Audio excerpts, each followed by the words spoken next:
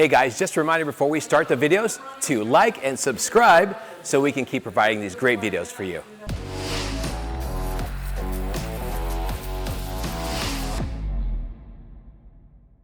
So check out what I have here.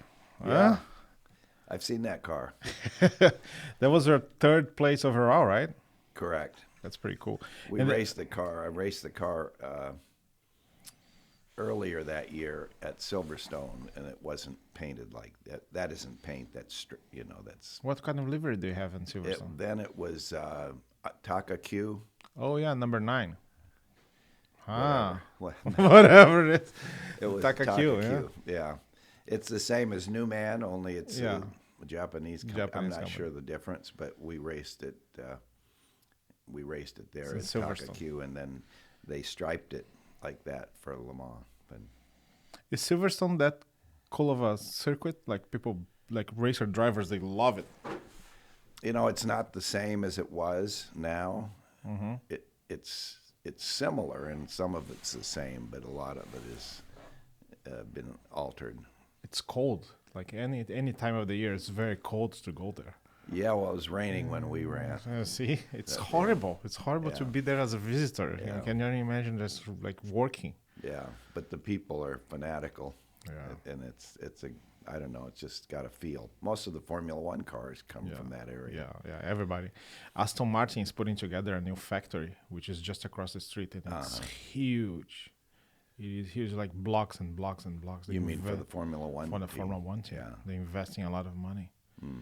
So the funny thing about this car is that the car that we used to make the poster for the Nationals, which was our big race here. Oh, Oh, that's cool. It's cool, right? And I have it signed by all the drivers that were here, and Maurizio Ferrari, who is the owner of the company who makes those, the slotted. And I'm gonna ask you to, if you see the poster right there, nobody signed on that's top a of the cool car. poster. Nobody Yeah. signed on top of the car. So I saved the space for you. You can sign on top of it. Okay. So I was going through your book. I didn't have much time, and I saw some of your interviewers, and especially with Jay Leno, and everybody always approach Carrol Shelby and your time over there, and that lasts like 5 or 6 years, right?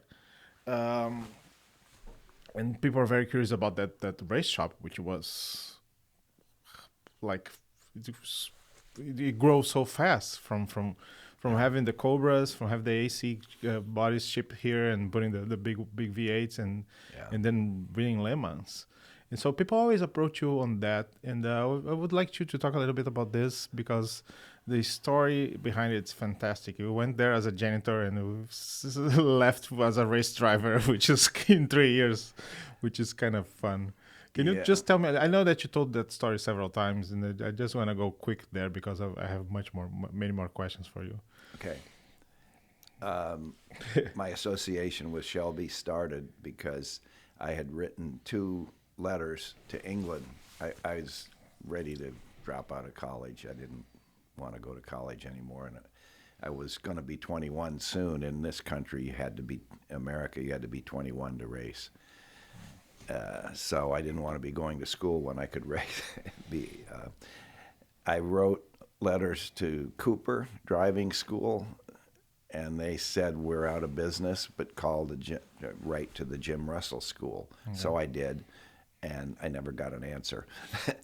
So I saw in a magazine, I forget which one it was. I think it was Car and Driver, or Sports Car Graphic, maybe. That Shelby had a driving school. So I wrote to them, and they said, come out, and they gave me an appointment. And so I drove from Illinois to California, and I went to the school. And when I got there, I was walking around the track before I'd met anybody. That was Riverside, right? Riverside. And a guy came up to me, and he said, what are you doing here? And I said, well, I'm going to be a student here. I'm going to go to the school. And he said, you don't start till next week. He said, my name's Peter Brock. And you can hang around and watch if you want, because I've got a student before you. So I did. And then my turn came the following week. And the school car was the first Cobra ever made, the CSX 2000, which sold. It was just a car. Okay, this will be the school car because didn't have any history yet. About 4 years ago, it sold for $13 million. Yeah. So I was driving a fairly valuable car, but not at that time. Is that the car that Bruce Meyer has? Now it's No, black? the car Bruce Meyer has is the first car that was sold as a production car. Oh, okay. That picture that we have at your book that you say that is staged, because I the don't have a couple- picture of Bruce Meyer's car. No. There's a picture in your book with a couple receiving the keys of a Cobra. That was the first. I believe that's the first car sold in California that Shelby California. built. The car that Bruce Meyer has was built in Pittsburgh. I heard too that the very first Cobra was built at the Moon Eyes shop. It was built at in Dean Moon's shop Dean Moon's shop, in Santa Fe Springs. And that was the yellow one, right? Right. It wasn't yellow yet. Oh. It was silver. Silver. It was unpainted. Unpainted, like. And then Aluminum they silver. painted it. They had Dean Jeffries, who is a prominent painter, custom painter, painted it that sort of a yellow, not metal flake, but kind of a bright yellow. And it stayed that's what color it was when I went to school with it. And it stayed that way for a while. Then they painted it blue, and then it was always around. Shelby never sold that car Stay as a until prototype, yeah. until he was he was dead when it actually got sold. That's pretty cool. And that's your first car. Okay, go around with this. And did you have any racing experience before that? Did you try the car on a circuit or anything like that? When I was in college, I bought a 40 Ford for $43, and I raced it for the rest, 2 or 3 races. And then I rolled it in the race and didn't get nothing. That didn't get hurt or anything. And that was when I was 18 in South Carolina. And so I'd done that, but it was so low. And low level. how did you get that interest that you go to magazines and send applications to the UK to become a racing driver if you don't have the culture on you? Like there's no appeal like in South Carolina, and you should be watching like old NASCAR races and stuff like that. I watched them too. Yeah. Yeah. So why did you get interested in racing? I don't know. You just say like that's what I'm gonna do. The reason if I follow it back to the beginning when I was a kid, a young kid, maybe 10 years old, 9. My dad, as early as 1949, when I was 7, he took me to races. Mm-hmm. I don't want to. They're stock car races, as we'd know them today, or modified races. And they took me to Milwaukee to see the IndyCar race, which was on dirt back then. I don't know. I just got very interested in racing, and he would always, even though he took me, he would say, "That's not something you'd really want to do. It's a low class thing." And he wasn't, we weren't wealthy at all, but he just he didn't want me to be a racer. When you broke the news that say, "Look, I'm going to California," then that was years later. I'd race go-karts. Oh, And, okay. You were involved a little bit over there. That's Yeah. why. Okay, that So- now makes a little sense. It's not just like a guy, I'm going to California to make a driving school. No. I had if you read the book, you'll see that I had a neighbor across the street that had an MG. Oh yeah, the MG. And he knew a fair amount about sports car racing. And every time he washed his car, I'd go over and talk to him. And I learned some, got my enthusiasm up about sports cars. And then my dad and my parents took me to Elkhart Lake in '57. And I thought, that's it. I'm doing that. That's what I'm going to do. When I was 15. You walk in 1 week earlier to Riverside, meet Peter Brock, which is going to be your biggest partner in crime later on.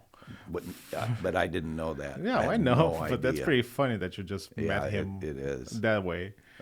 And then you wait for a week, and then you go for the driving test, whatever it is, to Right. get to the school, right? Yeah. And who's your first instructor? He was. He was The instructor. I was thought I was instructor. going to get Shelby because I paid $1,000 Was $1,000? That's a lot of money. to drive their car but I had money left over from not going to school. So anyway, I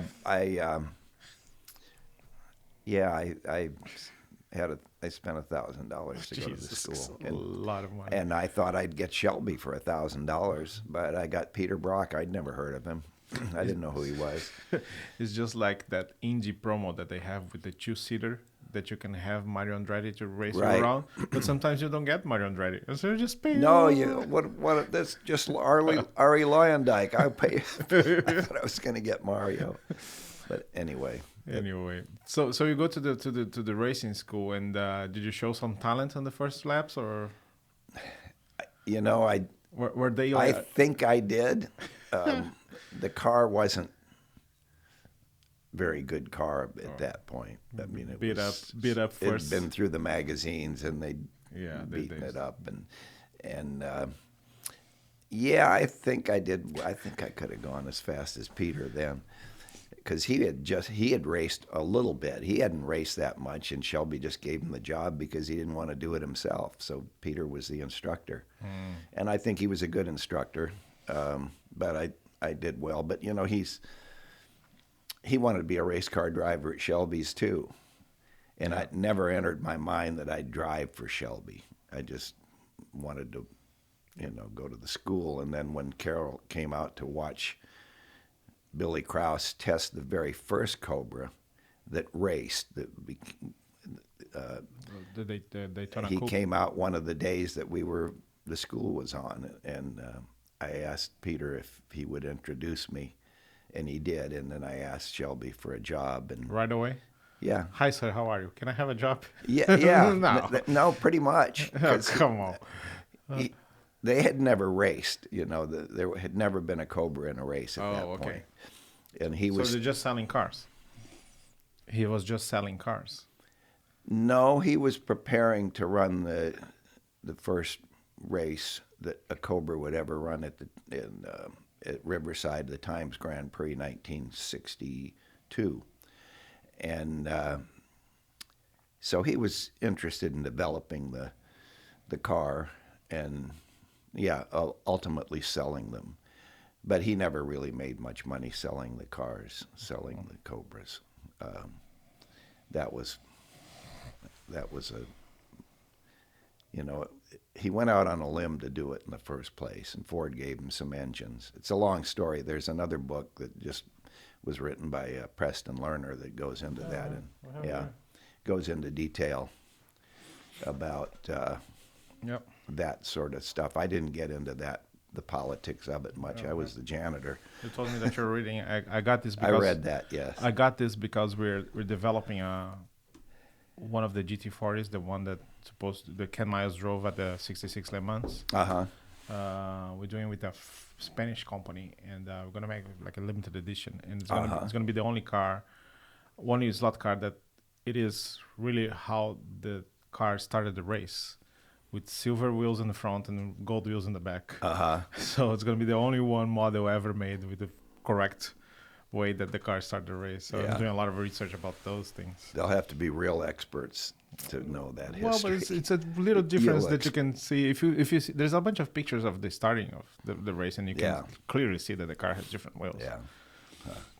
But I'm sorry to interrupt you, and a little bit back. So we got the job with Shelby. Say, see me on Monday or something like that, right?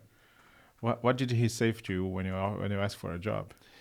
He said, "We're just sitting on the pit wall." Was he a famous person? Like everybody knew him? He was famous, had been famous as a race car driver. Yes. He wasn't famous as a car builder yet, except for the fact that he'd done the promotion through the magazines with the car I was driving in the school. Was he still racing on overalls? He wasn't racing any longer. No, he wasn't racing. Did you ever see him in overalls? Yeah, the race I saw in 1957, Oh, okay. he finished second to Phil Hill, and he was wearing overalls, I Right. guess.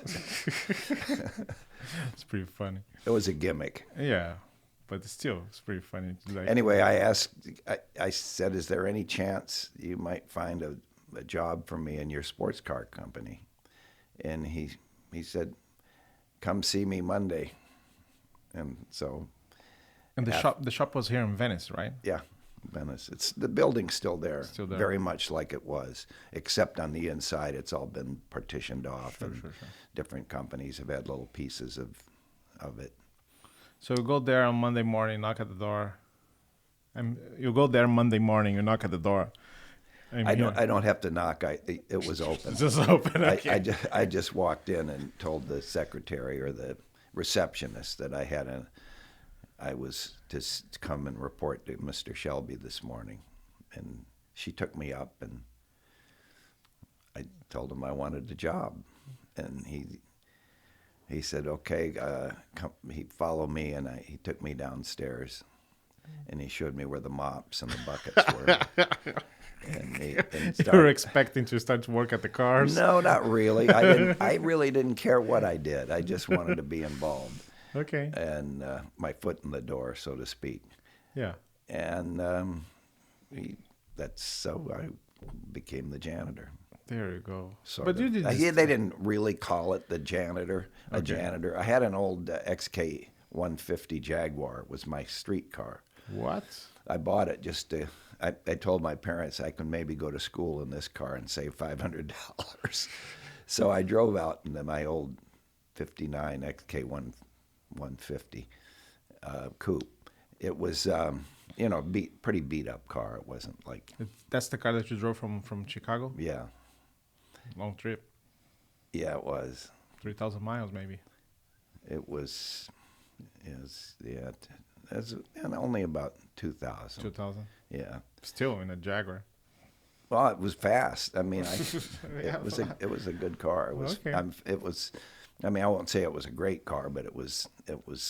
For me, it was thrilling to own a Jaguar.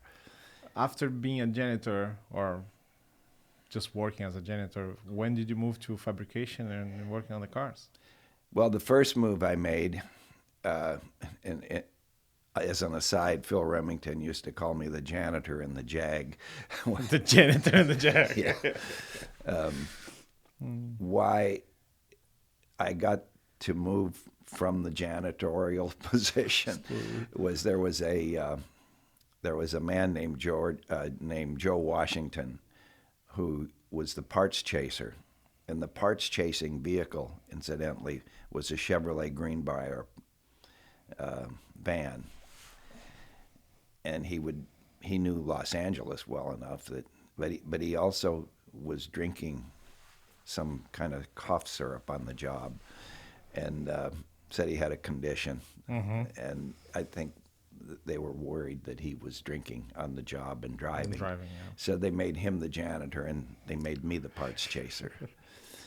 The only downside to that was I didn't know Los Angeles very well, but I did chase parts for a while, and then I gradually got to start doing some fabrication. So that's a funny job description, and I never heard of this expression before, part chaser.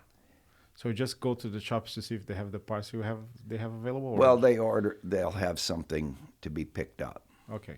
But it's So not. you're a It's parts not like chaser. we need to find this part and we don't know where it is. No, that wasn't my job. That was another man's job, Gordon Goring. He was he was left over from the Scarabs. That building is where the last building that the Scarabs were in, the Reventlow team. You drove one, right? I drove one at Monterey. I've driven that car three or four times. Wrecked it once. I know. That's what I'm trying to. That is where I'm trying to get. Yeah. Well, it's back perfect again, and I've driven it since, and it's better than it was before it was wrecked. Okay, that's good. So you believe that you made it good for the car? It's a long story, but that car was going to be rebuilt after the race where it was wrecked. It was going to be dismantled and the frame replaced with the original frame, because that was a frame they had built after the car was wrecked in 1963, 62 by Jerry Hansen at Elkhart Lake. It was poorly repaired, and still it made it was sold for a lot of money. Yeah, those are very valuable right now. Yeah, and then when Miles Collier bought it for the Collier collection, he put a lot of money in building a new frame for it, and took the wrecked frame and just put it away. And then years and years later, he thought, I'd rather have the wrecked frame. I'd rather repair the original frame, and that's the way it is now. But so when I wrecked it, it didn't have the original frame. So back on the 60s, when you were working at the Carrol Shelby's shop, and all those great people that we know that are great now were going around. Me, as a 40-year-old, I don't have many. The only things that I can learn is from the books and from the movies. Did you watch the movie, by the way, the Ford versus Ferrari? I did. Movie? Did you think it was a good representation? No. No. No. What kind of stuff did you like? What did I not like? Yeah.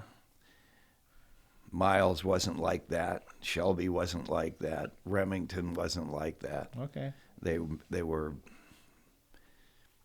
I think, miscast. Miscast.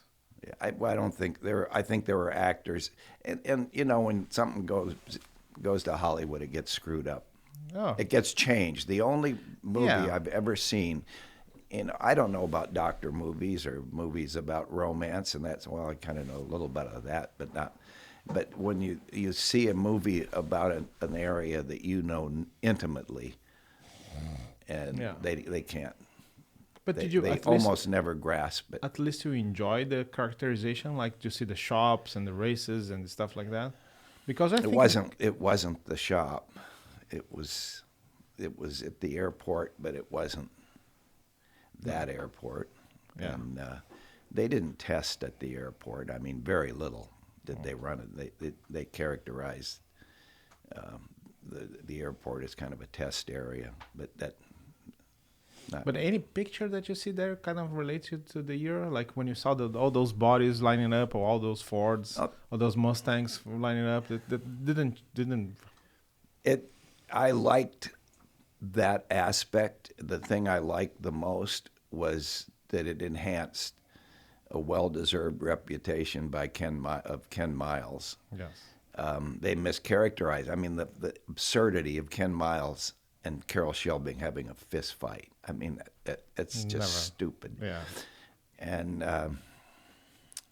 they didn't the actors were great actors. Yeah. But they didn't. The script wasn't there. I don't know if it was the script or they didn't know Shelby well enough to characterize him accurately. And Phil Remington, they made him look like a car salesman. Yeah. He's the whole reason the place succeeded, or one of the very main reasons that it was successful. Were you pictured on the picture? No, I don't. Well, maybe in a face in the crowd. I didn't see you there. No, I wasn't there. Well, for me, what I enjoyed the most on the movie is just like the characterization of the area, just to see the old Riverside and to see the shop, even if it's not the real one. Yeah. And to see how they set up shop in the airport, and to have all those hangars and all those cars and trying to make it, to try to sell fast the cars. I think that was the most significant thing for me. I'm sure that Ken Miles was not like that, or He was. I mean, I knew him pretty well because I raced. I mean, I drove with him a couple times, and I don't know. He was good to me. He was not an easy person to. I mean, he had I called it a prickly personality, but he was good to me, and I liked him. I was very. You raced with him in Sebring, right? Sebring '69. No, I worked. I raced 64. With him. You mean when we raced the 427 Cobra? It was the first time a 427 had ever raced, and it was really a 289 chassis with a 427. And I raced with him only because they needed somebody. I was there to be the night watchman in the in the pits or in the the garage area when at night. So the way that I understand is like they go to those 12 hours race, and they have like 2 or 3 cars out, and they sharing drivers, right? The driver can race another car if they need it. Yes, and that's what they were counting on that year. It was 1964. 64. And they were counting on, because the previous year, 63, I went down there in the truck in 63 just to be there and to help.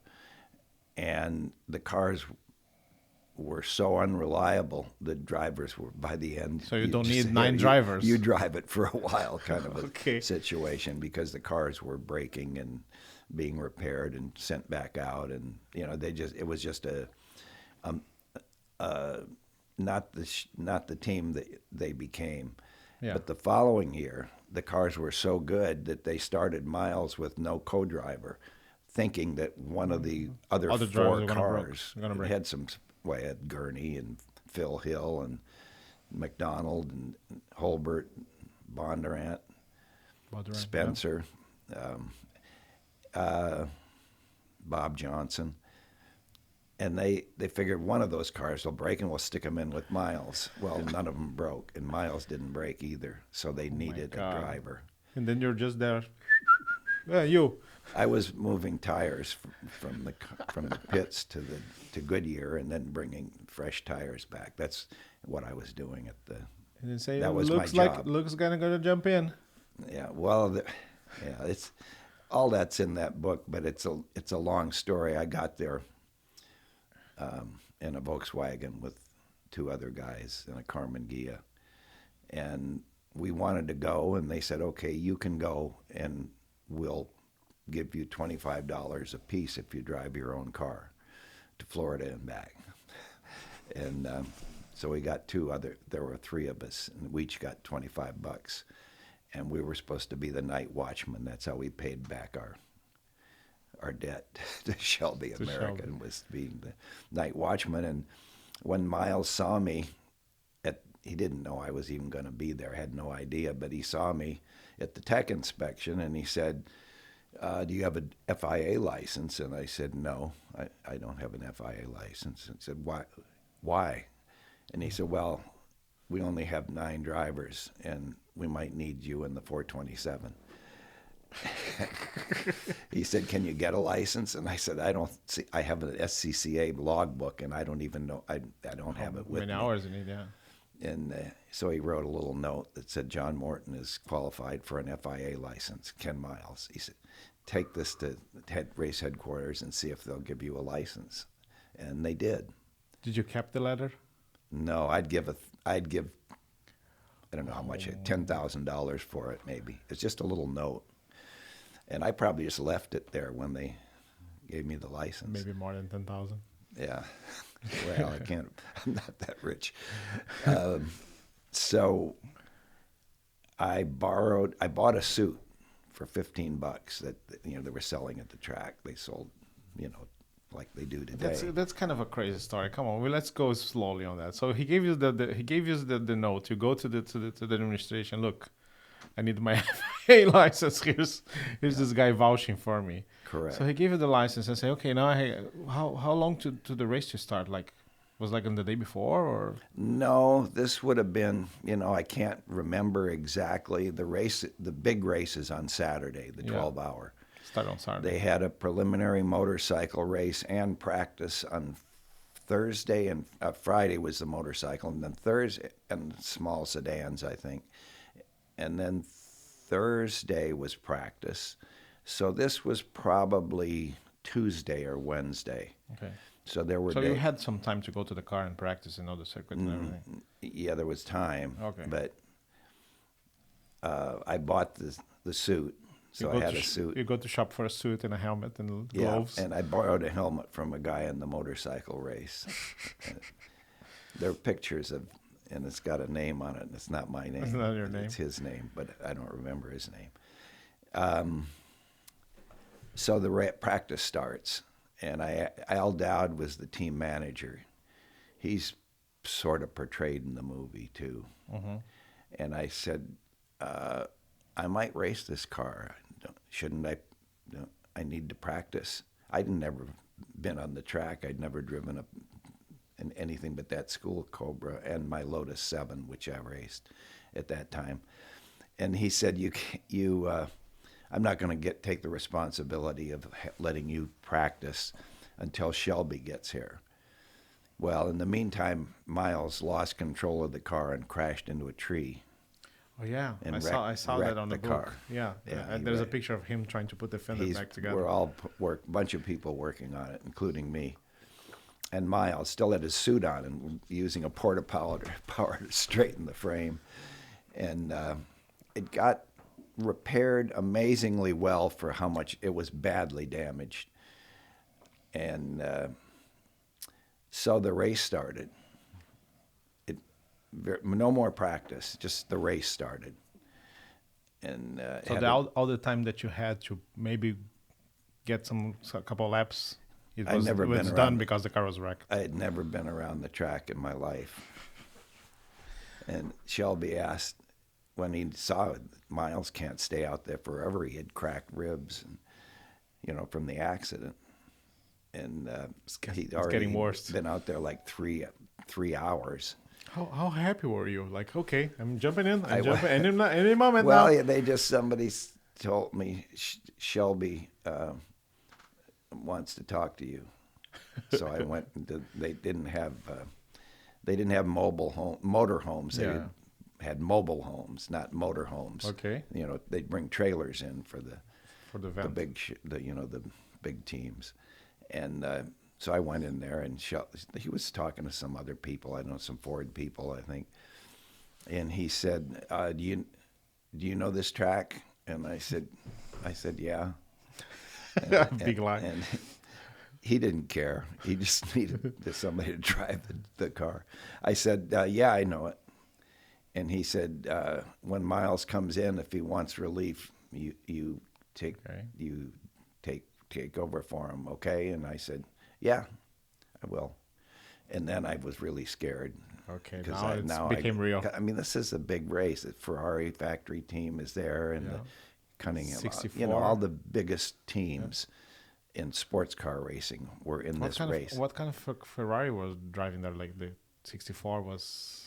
What was it? 50 GTO? No. It was... the GTO, right? a Before came later. There were GTOs in the race. In fact, they were the GTOs that had the back chop. Not the roof was abrupt.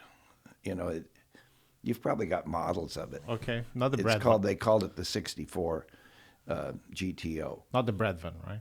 Not the Brad van. The Brad No, van? not the Brad van. That was before, and that wasn't 62, it wasn't maybe. a GTO. Well, it's based on the GTO. The bread van? Yeah. But that was a one-off weird car. Yeah. I think there were 2 or 3 or 4 of these 64. It was a different body style. Okay. Similar, it was the same except the roof. The roof was a little bit... ended. It abruptly chopped off, kind of like a Corvette. Yeah, I know the rear was kind of almost going to the inside. I know what model is that. Yeah, those were in the race, and also the prototypes. I don't know what it was. They weren't Testarossas. They were 12-cylinder. 12-cylinder big Ferraris. So they call they're calling. Yeah, you're gonna jump in if he needs. Well, he will not race 12 hours straight. He needs some relief, right? Yeah. He got back then. You had to get when you came in for a pit stop for fuel. The driver had to get out if they were fueling the car. Oh. So he got out of the car and he went to walk into to give himself a minute or two to rest before going back out. And I was standing there with my suit on. And 20-year-old. And he looked at me kind of funny. And I said, "Do you need relief?" And he said, "Yes." I said, so then I had to get in. What position the car was when you got in? I don't know. It already had some problems. Okay. It had some brake problems, I think, by then. And then we jump in. Yeah. I jumped What in. happened next? First corner, okay. I Left. spun twice on the first lap. I didn't know that. Two different turns, and nobody knew it because they, Nobody can see it. The janitor said, The the janitor's night fun. watchman is suddenly in the race car. They weren't expecting much.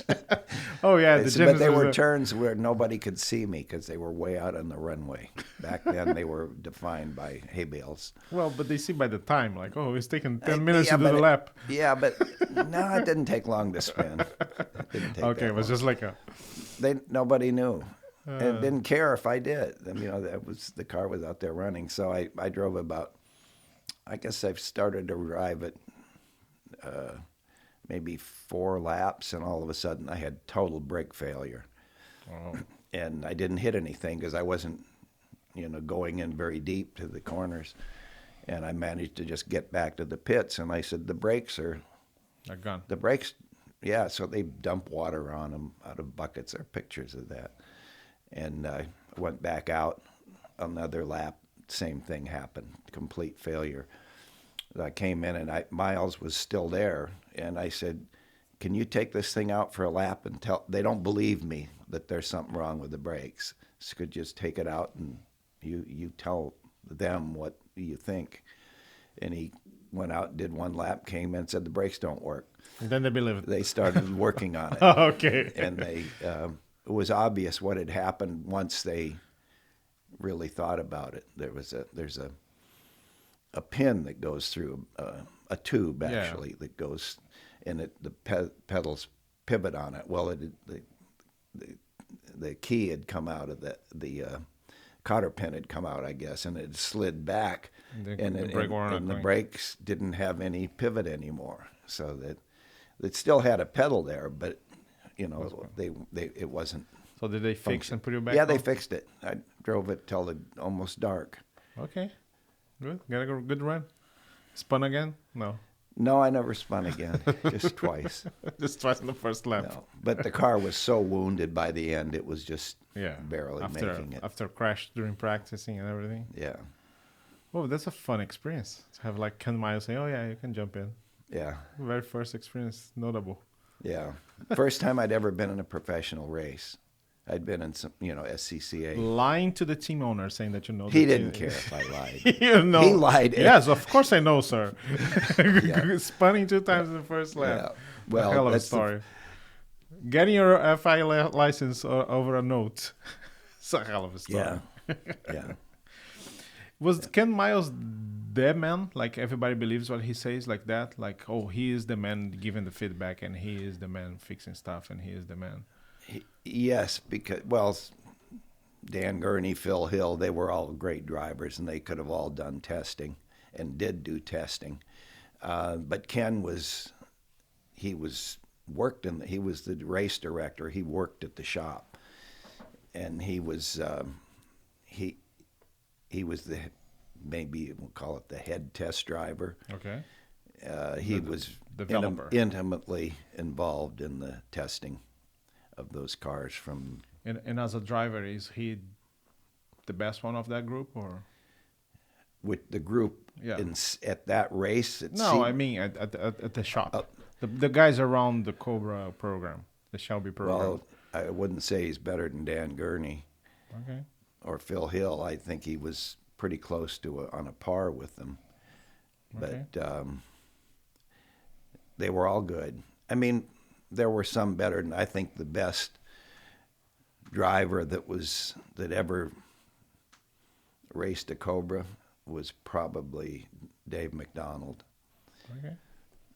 And he and Miles were very close in times, and Dave drove more aggressively he drove loose, the car very loose, sideways a lot, and Miles didn't. Miles wasn't known as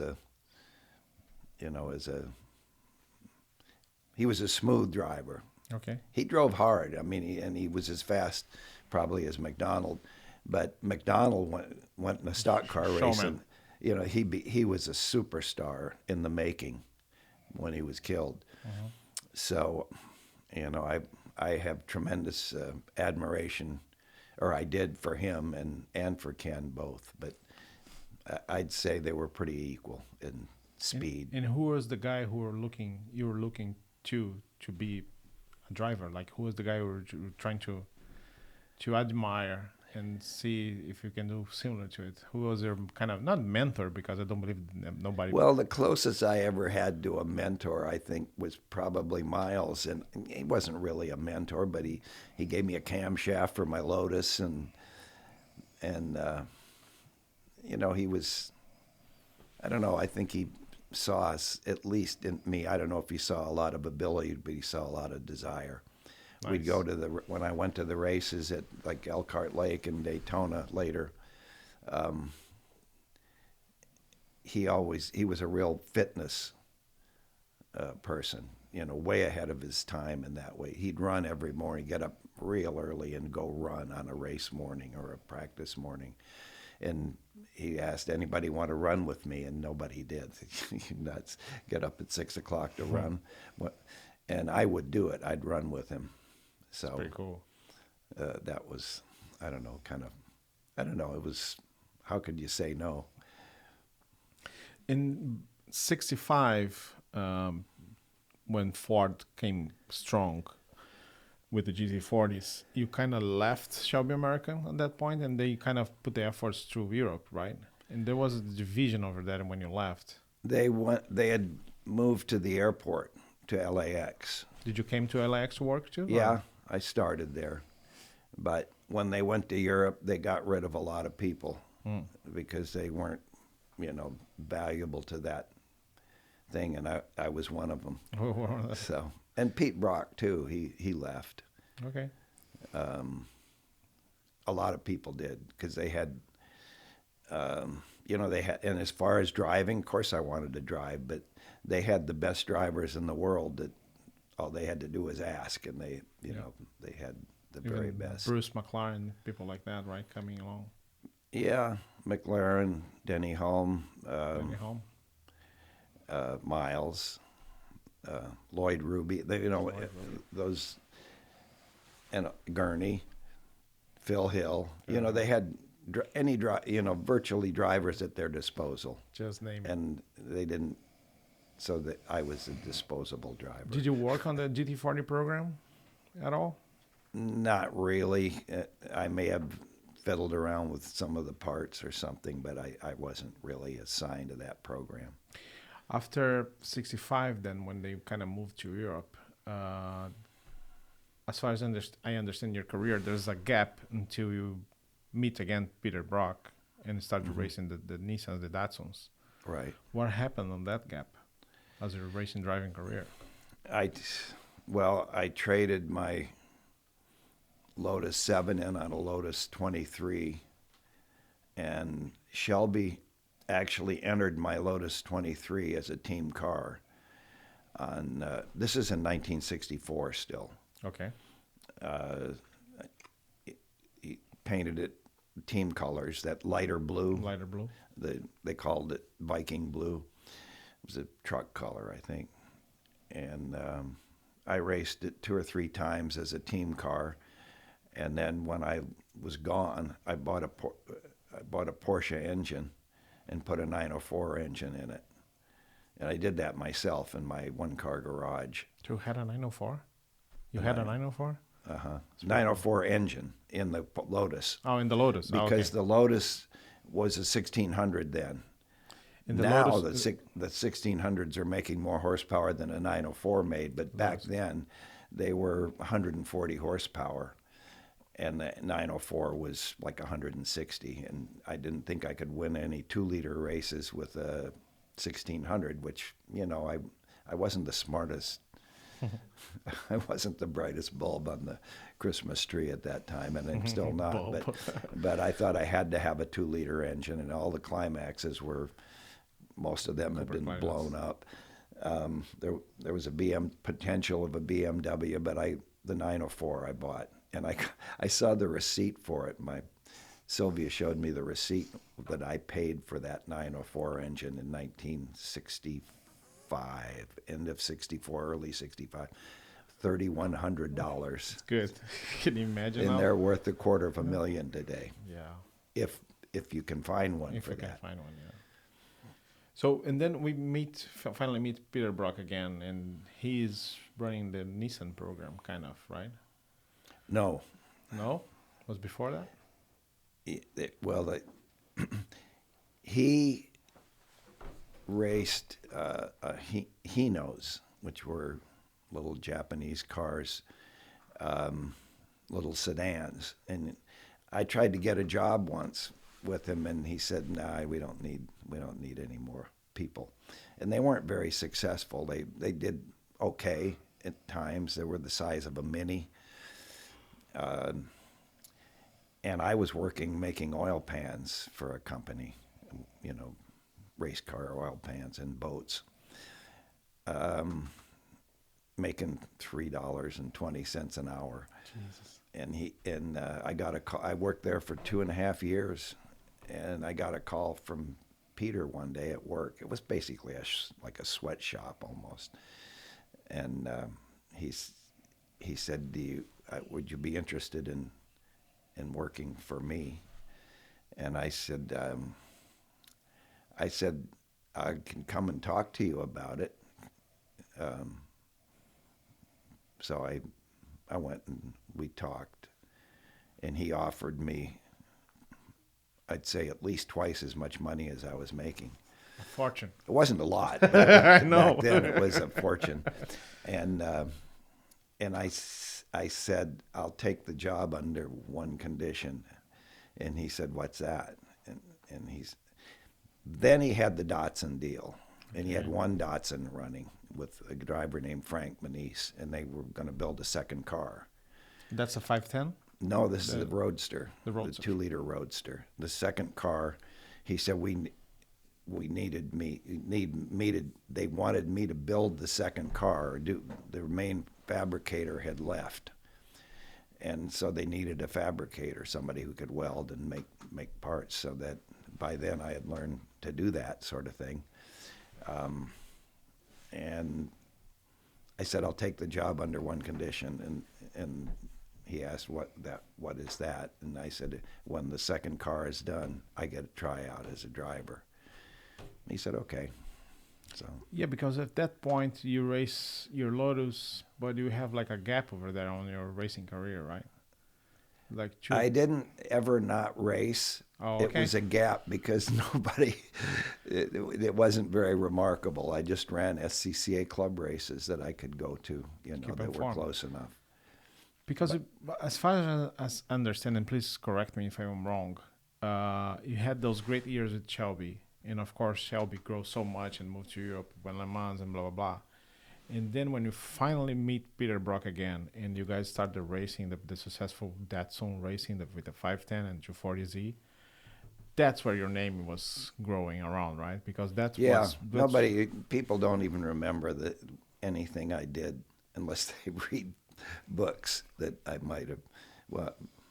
Because those Datsun years, you even made a commercial for Nissan. I saw that. Datsun. Datsun, yeah. 1 minute. Pretty handsome over there. Like, oh yes. Yeah, you should buy a Datsun. That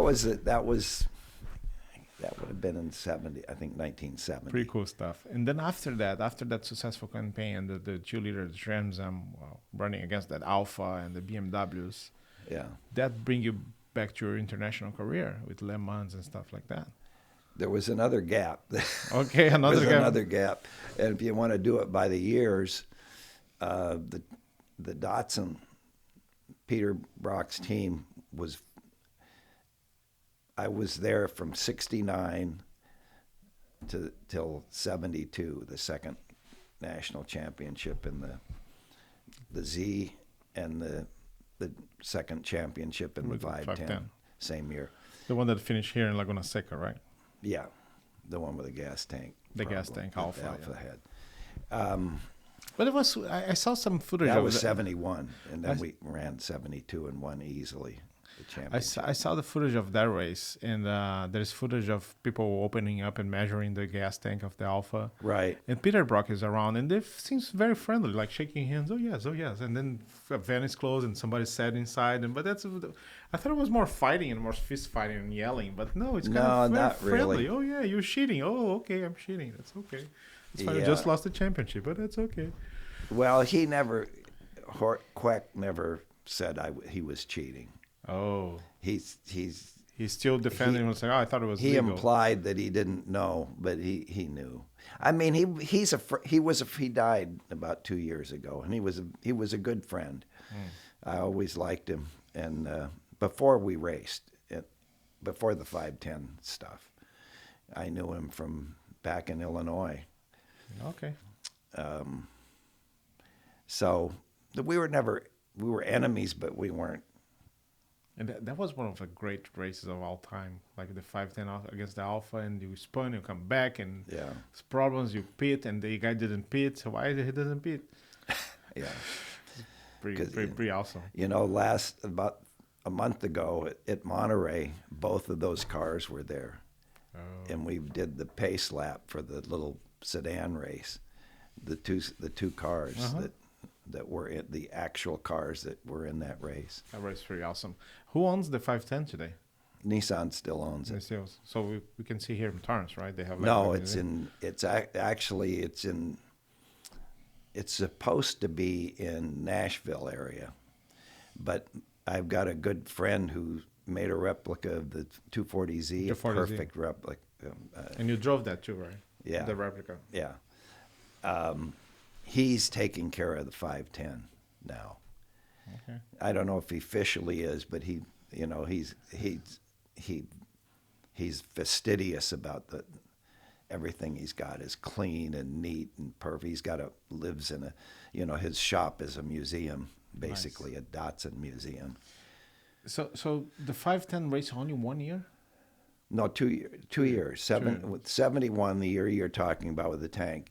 Okay. We won the championship at that race. And then 72. We tied the Alpha with points, 60 points, but we won because I more wins. won 6 races. Yeah. And 72 was easy for you guys. Yeah, and then we had 3 cars, and Peter would get a local, a famous driver to drive on the team. Okay. And see if I could beat him. Yeah.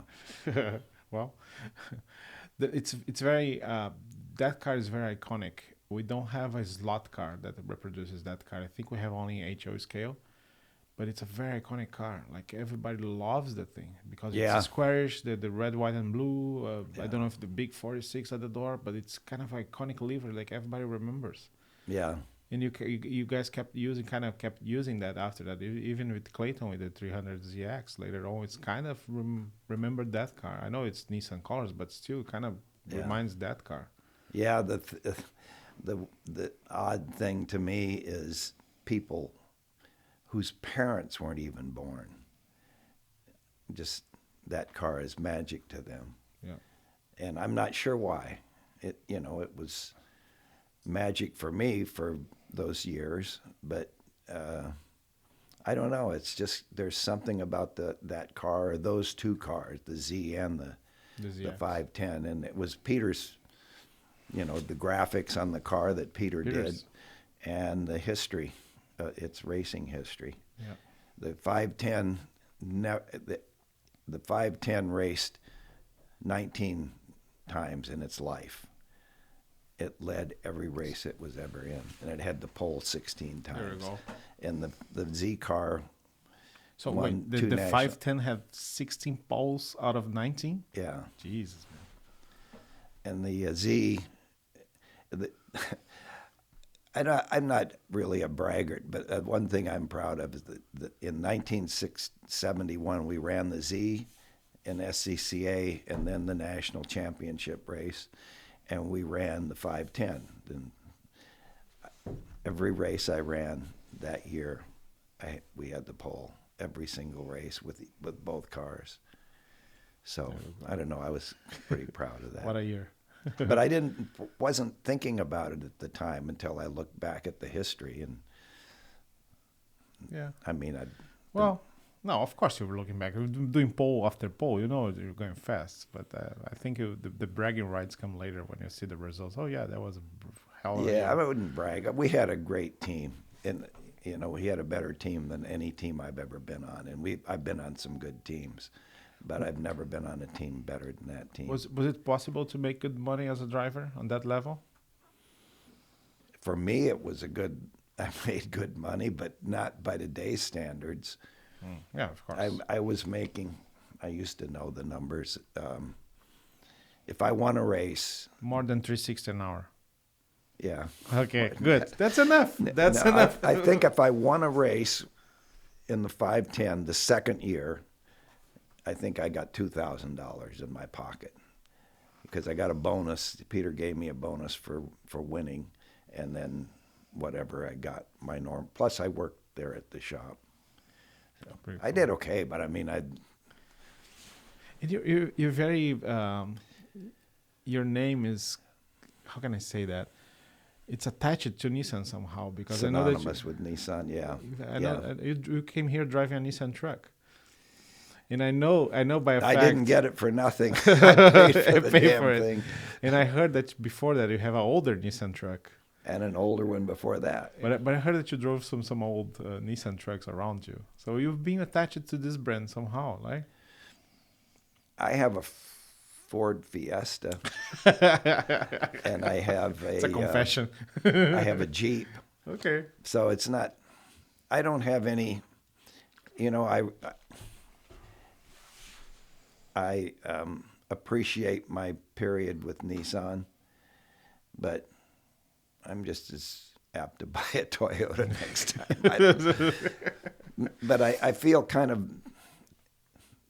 I have no contract or anything with Nissan, but I still have an attachment to that brand for some reason. Commercials and everything. Yeah. When did you see the first time the commercial on TV?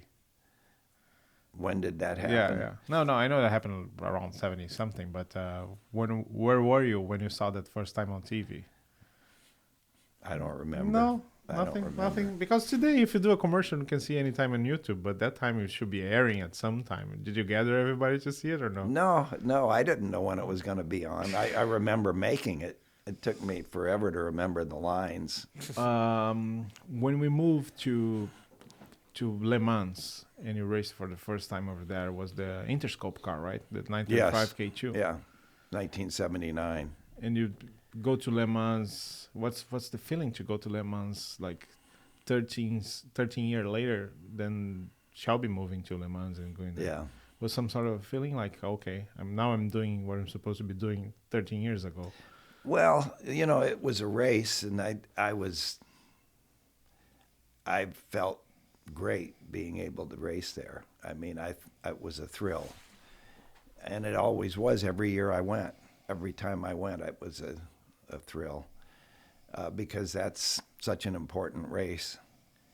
Yeah. But the first time, I'd never been to Europe. And I remember looking out the airplane window flying over there with the guy I was co-driving with, Milt Minter. He and Ted Field, but Ted Field didn't ride with us. Okay. He was, and looking down, I'm looking at France.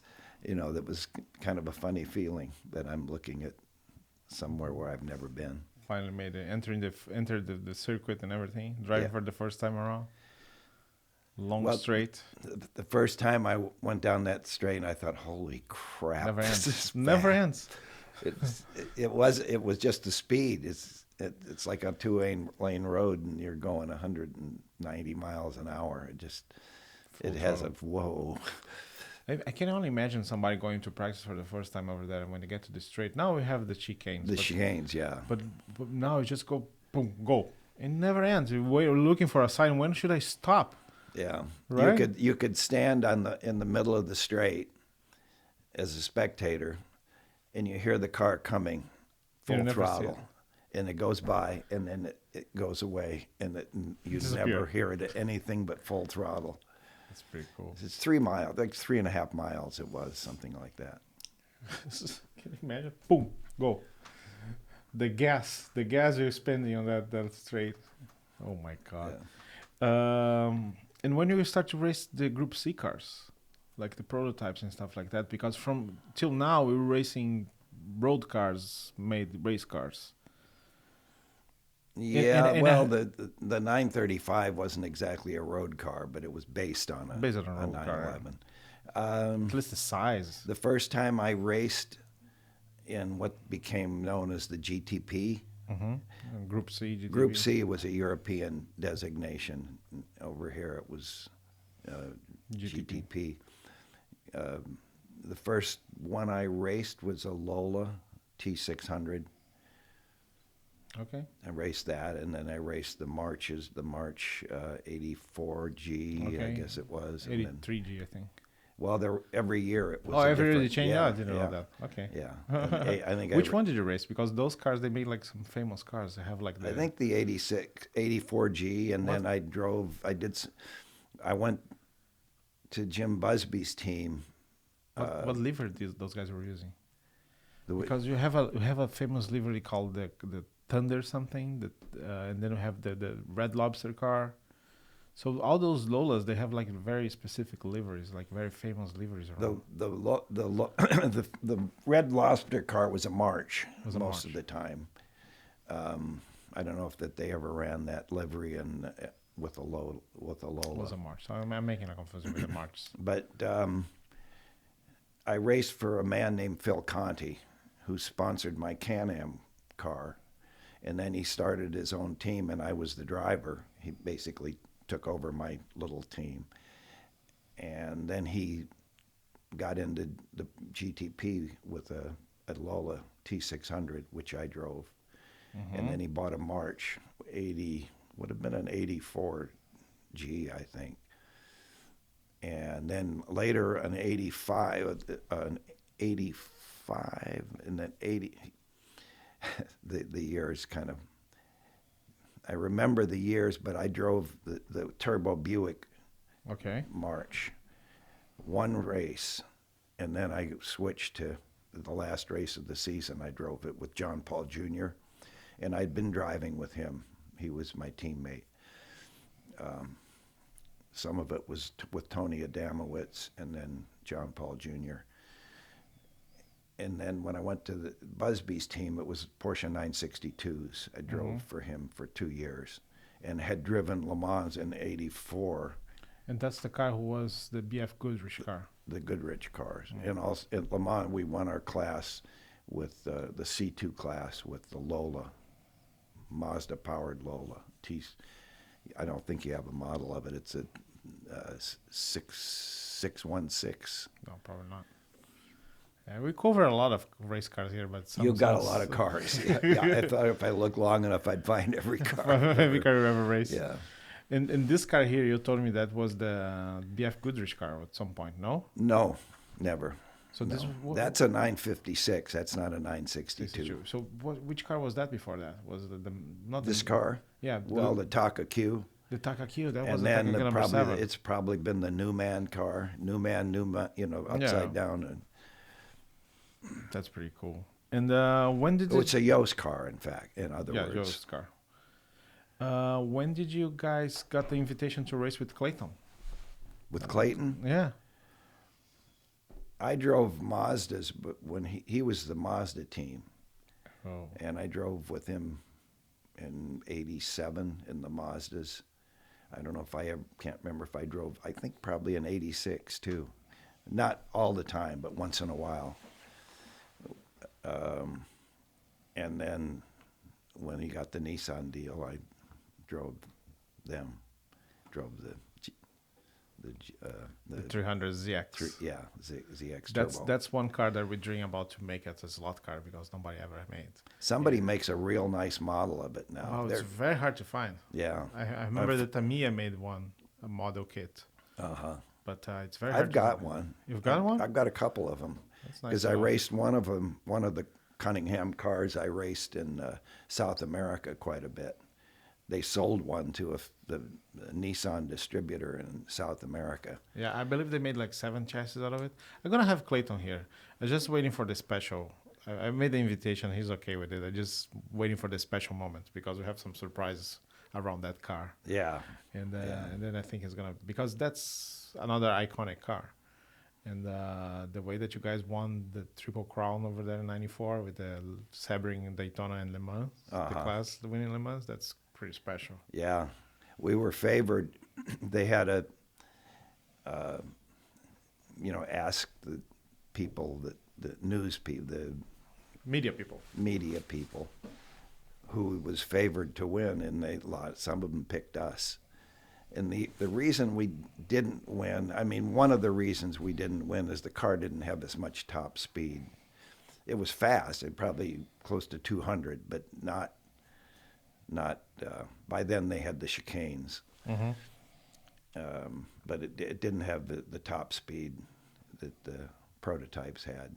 Oh yeah, but we won the class, so that's We lost a position in the race. We were fourth, late in the race, and the transmission gave up. Had a transmission problem. It actually broke a camshaft, and they fixed it so quick, like 20 minutes. The camshaft, the car's back running, and then it had a transmission trouble, and it was changed the transmission in 20 minutes. And we lost one position overall. But if you compare this 30 years between '64, when you kind of started racing and you raced at Sebring, to '94 when you were racing with Clayton, the technology involved was just like, there's no comparison to what you guys doing. Like literally starting with one wheel each color in the most important car of the team, to going to a car that you can change the front end and install headlights and changing a camshaft in 20 minutes and putting back on racing. Yeah. It was just much organized. Did you feel this difference? Did you saw this coming? Or it was something like graduating, it was moving and you couldn't notice? Yeah, like that. Like that? Gradual, and you didn't notice. Because literally you have your driver carrying tires around in the pits, and now you have... No, drivers don't carry tires. Of course not. They could. They look like models on a runway. There are some low budget teams that probably do. But if you pick up Shelby's team in the 60s, which was a top team, was like everybody was ranching, everybody was doing something around. It was not just like drivers. Ken Miles decided he wanted to put that 427 engine in the 289 chassis. I mean, he wanted to do that because I don't know why he thought it was a good idea. It wasn't that good, but it was the first 427, and it was his idea. And Dave McDonald worked on his own car in the shop. Yeah. Today, if you go to Gasoline Alley, they look like models coming around with sunglasses and watches. Well, in Formula One especially. Yeah. Indy is going down too. Yeah, they're this way. Less than Formula One though. They could, that's another thing that's happened, and gradually, because when I started racing, and even before that, it was worse. How dangerous it was. Oh yeah. It isn't dangerous anymore. Yeah. I mean, it's not as dangerous as football. I mean, you're going to get hurt in football. You could get through your whole racing career and never, like Phil Hill never broke a bone. Okay, but I've never broken a bone. But you guys were lucky because he was really his era, and even in the 60s and 70s, it was very dangerous. Yeah, yes, 50s, 60s, and 70s, Formula One. You guys. I saw an interview with Emerson Fittipaldi that says that they attend like 6 funerals in the same year. Yeah, it was dangerous. Can you imagine? Like you lost 6 friends over just... Yeah, but you look at Formula One now, it's basically a safe sport. Only when they do dumb shits, like putting trailers and tractors in the middle of the track while raining and stuff like that. Yeah. That's the only time they had, that was the last fatality, was running into a there was the boy on the Formula 2 race in Spa too, that best like 2 years ago or something. Yeah, and John Surtees' son was killed, and Formula 3 or whatever they call it. I don't even know all the Formula names anymore. But are you following? Are you still following Formula One? Do you watch Formula One? Yeah. Yeah. I watch it. Boring, but Boring. I watch it. Boring watch it. They had a good race last week. Last week was a good race. It was Brazil. a good race. Brazil is always a good race. Yeah, yeah. Yeah, that place is special. But I also watch all of the IndyCar races, and I also watch all the stock car races. Okay. The one thing that I don't follow very closely is sports cars. Sports cars. Because I don't... The ones that you raced? Okay. Yeah, yeah. Well, I follow Sebring and Le Mans, but I don't... Don't follow IMSA or... Not as closely. Yeah, not as closely. Who is your favorite driver on Indy today? In where? On Indy. Indy? Yeah. Oh, gosh. I don't really have a favorite. Okay. I have a favorite Formula One driver. Who is? Lewis Hamilton. Lewis. Yeah. That's nice. And at Indy, you know, there are a whole bunch of them that I admire. Willpower. Willpower. But, you know, he's sometimes kind of a snot. Really? I mean, I don't know him. I don't know him. Yeah. But well, no, one guy that I admire a lot that I think it's losing a little bit of shape is Alexander Rossi. Rossi? Yeah. Yeah, that guy. Yeah. And they're all good on their day. I Yeah. mean, Rossi can dominate a race and then next not day do well. Yeah. Yeah. I was there when he won. I was there when Elio won too. Elio Castroneves when he won. Who? Elio Oh, Castroneves. Elio. Elio, yeah. Well, he's kind of my favorite because, you know, I don't watch Dancing with the Stars, but I watched it when he was on it. And he's just got such an incredible personality. Motorsport, maybe race. Yeah. Maybe watch Yeah. Dancing with the Stars. Yeah, that's right. Oh God, John, thank you very much for coming. I know that you have things to do, and it's a real pleasure for us. This is a small project, and we decided to do because we have a lot of great people coming along, from racers, slot car racers, famous people, and now race drivers. And I think this could be like a very nice change for us because we do have a lot of people who come here. We're very involved with motorsport, and that's the base of this hobby. Yeah. Like I believe that slot cars, they were great in the 60s and the 70s. I bet you have raced slot cars as well. I almost lost my wife over slot cars. Come on, tell me the story. Well, we had a baby. This is she was born in 64, right at the end of 64. And, you know, you had to put the bottle in and change the diapers. And my friend, who was a very good race car driver named Earl Jones, was killed on a motorcycle a few years ago. But he was a really good driver, and we both worked at Shelby's, and we lived in the same apartment complex. And I'd sneak out and run like 2 blocks They have a drive to the slot car track. Okay. And we'd play with our car, you know, work on the tires and all this crap. And my wife, I wasn't there because she didn't want me to go because she was, you know, it was right after having a child, and I probably shouldn't have done it, but I'd sneak out of the house and go slot car racing. And we had arguments about it. That I wasn't taking care of. I was taking care of the baby. I'd feed her and do all this stuff, but I also needed my slot car fix. Oh. And where was it? Here in California, 64, right? But where was the raceway? I lived in Mar Vista. Okay. You know where Mar Vista is? Yeah, I live in Culver City. Oh, okay. Yeah. It's so right at Culver City. Yeah. So it's probably Classic Speedway, the name of it? That's the one on Sepulveda, wasn't it? On Washington. Washington. Okay, that's it then. That's was it on then. Washington. Classic Speedway. Because we'd run across Venice Boulevard or Probably, yeah. Washington to get. We'd run across Venice to get to Washington. and it was just a little storefront thing.